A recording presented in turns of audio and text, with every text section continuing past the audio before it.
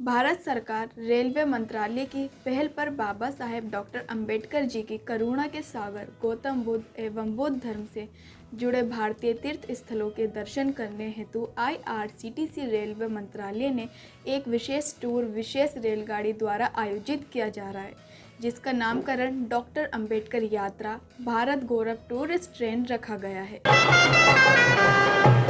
जन्मस्थली के दर्शन करेंगे, जिसके पश्चात ट्रेन नागपुर के लिए रवाना होगी। आइए जानते हैं कि इस ट्रेन के समय सारणी क्या होगी, उन तीर्थ स्थलों के नाम व शहर क्या होंगे, आपको इस ट्रेन में यात्रा करने के क्या क्या फ़ायदे होंगे, ट्रेन कहां से शुरू होकर कहां और कब कब पहुंचेगी, कहां कितनी देर ठहरेगी, आप कहां से इस ट्रेन को पकड़ सकते हैं, कहां उतर सकते हैं, कितना किराया होगा, खाना कहां मिलेगा, ठहरना कहाँ होगा, इस सफ़र के दौरान क्या करना है, क्या नहीं करना, यह सुहाना सफ़र कितने दिनों का होगा, लोकल आना जाना कैसे होगा, बुजुर्ग, बच्चों व महिलाओं के लिए ट्रेन कितनी उपयुक्त है, क्या यह सुरक्षित है, सामान की देखभाल कौन करेगा। आइए इन सभी प्रश्न के उत्तर जानते हैं। भीमा बाई ने जन्मो लाल भीमयति बलधारी। तमाम देशवासी चाहते हैं कि बुद्ध व बाबा साहेब से जुड़े अपने देश के तीर्थ स्थलों को देखें। उनकी जिज्ञासा है जानने की अपने धर्म को, संस्कृति को और धरोहर को देखने की। सोचते हैं कैसे जाएं, भारत के अलग अलग शहरों में कैसे पहुँचें।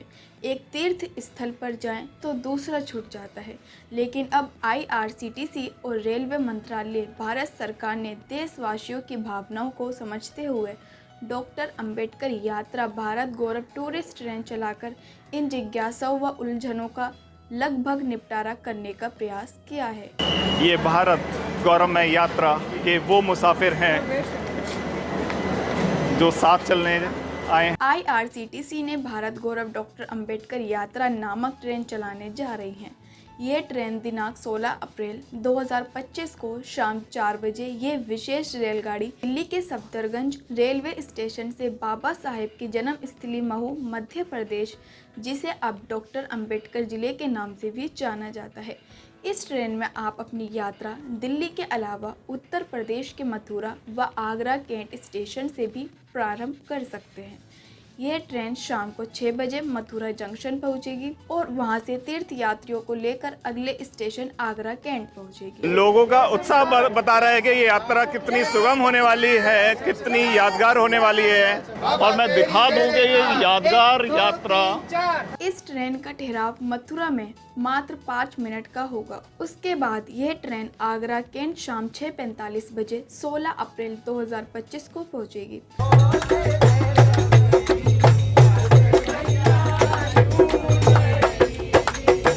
और आप अपनी तीर्थ यात्रा आगरा शहर से भी प्रारंभ कर सकते हैं।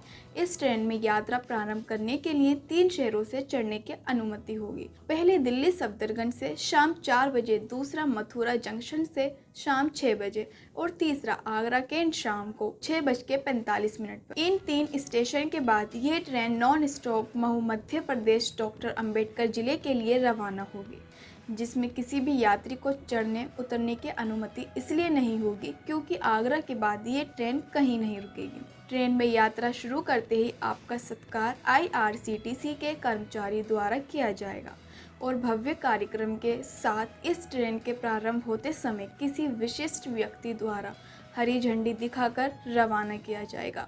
ट्रेन चलने से पहले ही आपको एक निश्चित सीट बता दी जाएगी और चलते ही आपको पानी, चाय, जूस और स्नैक्स इत्यादि प्रदान किए जाएंगे। रात का खाना गर्मा गर्म तीर्थ यात्रा के दौरान सफ़र के दौरान मिलने वाला है।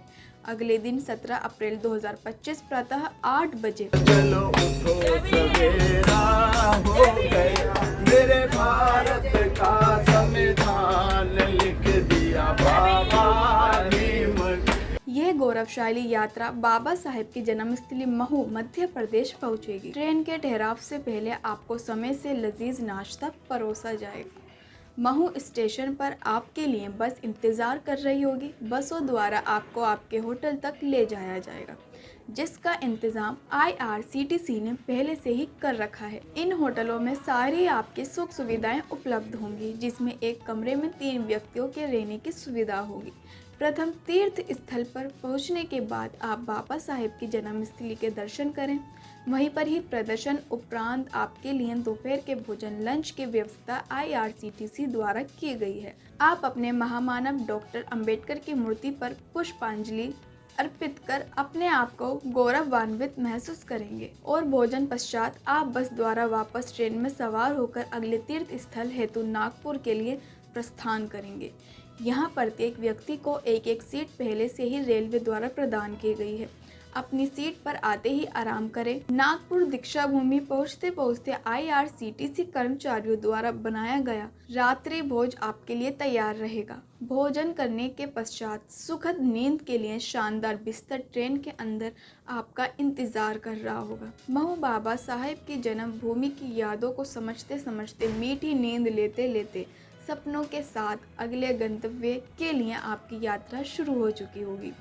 मीठी आरामदायक सुहानी नींद से उठने के पश्चात आप सुबह 8 बजे दिनांक 18 अप्रैल 2025 को, जो कि आपकी यात्रा का तीसरा दिन है, भारत देश के मध्य बिंदु नागपुर में दीक्षा भूमि के दर्शन करेंगे, जहां बाबा साहेब ने अपने लगभग 5 लाख अनुयायियों के साथ बुद्ध धर्म को ग्रहण कर इस भूमि को पवित्र कर इतिहास में नाम दर्ज किया था। और हाँ, यहाँ ये बताना उपयुक्त रहेगा कि आपको नाश्ता, दोपहर का खाना एवं रात्रि भोजन के अलावा स्नैक्स हर बार बदल कर मिले। सुबह 8 बजे नागपुर पहुंचने के बाद आपको तैयार होने के लिए बस द्वारा होटल ले जाया जाएगा और होटल से दीक्षा भूमि नागपुर बस द्वारा सड़क मार्ग से दर्शन हेतु ले जाया जाएगा। आप दिन भर दीक्षा भूमि के दर्शन करें, म्यूजियम के दर्शन करें, महाराष्ट्र के नागपुर की साइड सीनरी देखें और शाम होते होते वापस आपको बस द्वारा सड़क मार्ग द्वारा होटल लाकर या सीधे स्टेशन लाकर अगले गंतव्य के लिए तैयार रहना होगा। दीक्षा भूमि पर आपको दोपहर का भोजन मिलेगा एवं शाम तक या रात तक वापस आते आते IRCTC के कर्मचारी आपको भोजन प्रदान करेंगे। IRCTC के सेवा भाव में कोई कमी ना हो और शिकायत का कोई मौका ना रहे, इसलिए ट्रेन में समय समय पर चाय, कॉफ़ी, पानी की सुविधा हमेशा रहेगी। अब हम चल पड़े हैं अपनी नई मंजिल सांची मध्य प्रदेश के स्तूप देखने की ओर। भोजन के उपरांत आप रात में ट्रेन में मीठी नींद लेकर सारी रात छुक छुक करते करते और अपनी यादों के साथ सांची पहुंचेंगे। अगली सुबह आज आपकी यात्रा का चौथा दिन है और दिनांक 19 अप्रैल 2025 की सुबह की पहली किरण सांची शहर में होगी। यहाँ सुबह 6 बजे आपकी ट्रेन पहुँचेगी और लजीज व्यंजन वाला नाश्ता आपके ट्रेन में सर्व किया जाएगा। उसके उपरांत स्टेशन से होटल बस द्वारा जाना होगा और होटल में तैयार होने के बाद अपनी नई मंजिल विश्व की धरोहर सांची के स्तूप दर्शनार्थ हेतु सांची के स्तूपों का बुद्ध धर्म में विशेष महत्व है। दोपहर तक आप सांची के स्तूपों का दर्शन कर लेंगे। फिर से बस द्वारा इस स्टेशन वापस आकर एक नए सफर वाराणसी की ओर प्राकृतिक नज़ारों को देखते हुए तीर्थ यात्रा की यादों को अपने सह यात्रियों के साथ समझते हुए प्रस्थान करेंगे। यह ट्रेन सारी रात चलने वाली है क्योंकि लगभग 500 किलोमीटर की दूरी को तय करना है। अगली सुबह 20 अप्रैल 2025 को वाराणसी पुराना शहर बनारस गंगा नदी के तट से सटे तथागत बुद्ध के प्रवचन स्थल सारनाथ तीर्थ के दर्शन हेतु वाराणसी पावन शहर में आप अपने चरण रखेंगे। वाराणसी शहर को शिव महादेव शहर भी कहा जाता है। वाराणसी जिले का एक उपनगर सारनाथ है और जिला हेडक्वार्टर से सारनाथ की दूरी लगभग 15 किलोमीटर है। वाराणसी स्टेशन पहुंचने के बाद बस द्वारा होटल पहुंचे, वहां तैयार हो जाएं, फिर सारनाथ दर्शन हेतु अपने टूर मैनेजर या कैप्टन के दिशा निर्देश का पालन करते करते सारनाथ के दर्शन करें। यह टूर मैनेजर और कैप्टन आपको किसी भी तरह असुविधा नहीं होने देंगे। इनकी विशेष ट्रेनिंग के बाद आपके लिए नियुक्त किया गया है। सारनाथ घूमें, वहाँ बुद्ध धर्म के दर्शन करें। यही आपके दोपहर की भोजन की व्यवस्था भी होगी। यहाँ विश्व विख्यात काशी विश्वनाथ मंदिर के दर्शन भी प्रावधान है। दोपहर पश्चात काशी विश्वनाथ मंदिर के दर्शन करें। जो तीर्थयात्री थका हुआ महसूस करें, चाहे वो विश्राम भी कर सकते हैं। सारनाथ के बाद आपको वापस बस द्वारा अपनी ट्रेन में आना होगा।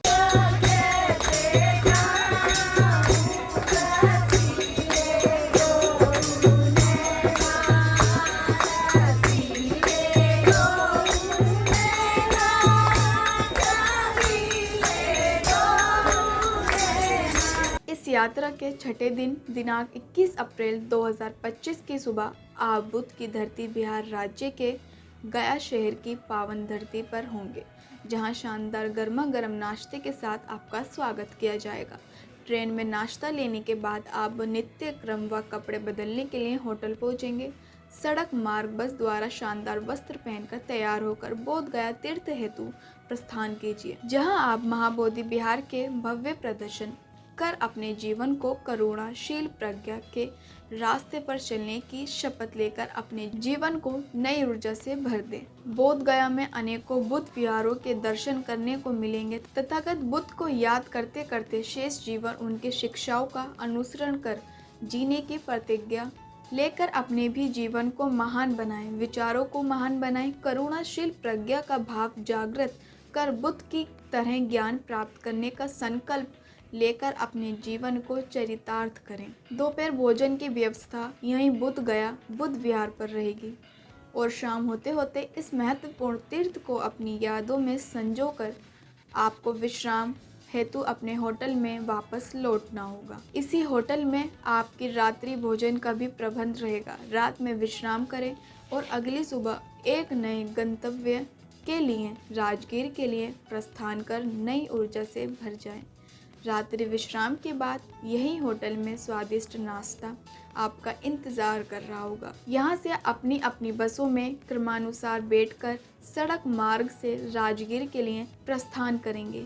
यहाँ ध्यान देना होगा कि इन बसों का इंतज़ाम आपकी सेवा आप भगत के लिए IRCTC ने किया है। आपको इसका कोई अलग से किराया इत्यादि नहीं देना है, क्योंकि इसका किराया और यह सुविधा इस यात्रा खर्च में शामिल है। आपको अपने टूर मैनेजर ग्रुप कैप्टन के दिशा निर्देश का पालन लगातार करना है। मैं आपको दोबारा से याद दिला दूं कि IRCTC ने इन कैप्टन टूर मैनेजर को आपकी देखभाल और देखरेख करने की विशेष ट्रेनिंग दी है। आपको किसी तरह का कष्ट ना हो, ये हमेशा आपकी देखरेख में रहेंगे। प्राकृतिक नज़ारे देखते हुए बड़ी सी पहाड़ी पर आप राजगीर पहुंच चुके होंगे। वहां पर आप अपनी बुद्ध विरासत एवं विभिन्न बुद्ध विहारों का प्रदर्शन कर सकेंगे। ये आपके जीवन का अमूल्य क्षण होगा। यही राजगीर में आप दोपहर का भोजन करेंगे। लंच के उपरांत आप सड़क मार्ग बस द्वारा नालंदा के लिए भी प्रस्थान करेंगे। रेल यात्रा के पश्चात प्राकृतिक नज़ारे देखते हुए बुद्ध धर्म की बड़ी विरासत नालंदा को करीब से देखना और महसूस करके आपके जीवन का शानदार अनुभव रहेगा। नालंदा और राजगीर देखने के बाद उसी बस द्वारा आप वापस गया रेलवे स्टेशन पहुंचेंगे, जहां आपकी छुक छुक लोप्तगामिनी रेलगाड़ी तैयार है। वापसी के लिए अगले गंतव्य के लिए अपने सीट पर आए, थोड़ा विश्राम करें और रात्रि में भोजन करें, क्योंकि IRCTC के कर्मचारी हमेशा फ्रेश ताज़ा खाना तैयार करते हैं आपके लिए। भोजन कीजिए, रात्रि विश्राम कीजिए और धीरे से मुड़ चलिए अपने घर की ओर। यादों में इन खूबसूरत यादों को सजाएं। जब आपकी नींद खुलेगी तब आप इस टूर के 7वें दिन 23 तारीख को सुबह 6 बजे आप होंगे आगरा शहर में। रात में गया से चलने के बाद लगभग 500 किलोमीटर की यात्रा के उपरांत आप सुबह पहुंचेंगे उत्तर प्रदेश के ऐतिहासिक शहर आगरा में। आपको ये जीवन भर याद रखने वाला सफ़र वापसी की राह मुड़ चुका है। जिन लोगों ने अपनी यात्रा आगरा से शुरू की थी, वो चाहें तो अपनी यात्रा को यहाँ समाप्त कर सकते हैं, उतरना चाहें तो उतर सकते हैं। इस शहर में आपकी ट्रेन का ठहराव होगा। यदि आप मथुरा दिल्ली आना चाहते हैं, आपकी इच्छा का स्वागत है। 10 मिनट के ठहराव के बाद आपकी ट्रेन वापसी में सुबह लगभग 7 बजे मथुरा जंक्शन पहुंचेगी और जितने साथियों ने यहां से अपनी यात्रा शुरू की थी, वहां उतरना चाहें अपनी यात्रा यहीं समाप्त कर सकते हैं। यह ट्रेन दिल्ली के लिए प्रस्थान करेगी। इस ट्रेन में आपको सुबह नाश्ता प्रदान किया जाएगा और ट्रेन लगभग अपने अंतिम पड़ाव ठहराव की ओर चल पड़ेगी, जिसका नाम है दिल्ली सफदरजंग। सुबह 10 बजे आपने इस पावन पवित्र तीर्थ यात्रा को प्रारंभ किया था। दिल्ली रेलवे से आपकी शानदार यादों के साथ इस खूबसूरत सफ़र के बाद IRCTC के कर्मचारी भी आपसे विदा लेंगे। वे सभी आपका अभिनंदन करेंगे और आप उनका अभिवादक मुस्कुराकर स्वागत कर स्वीकार कीजिएगा और धन्यवाद कहकर उनका प्रोत्साहन बढ़ाइएगा और आप अपनी मीठी यादों को लेकर घर वापस आए। अपने परिचितों स्वजनों को अपनी मीठी यादों यात्रा विवरण सुनाने के लिए निश्चित रूप से ये सफ़र बहुत शानदार रहने वाला है।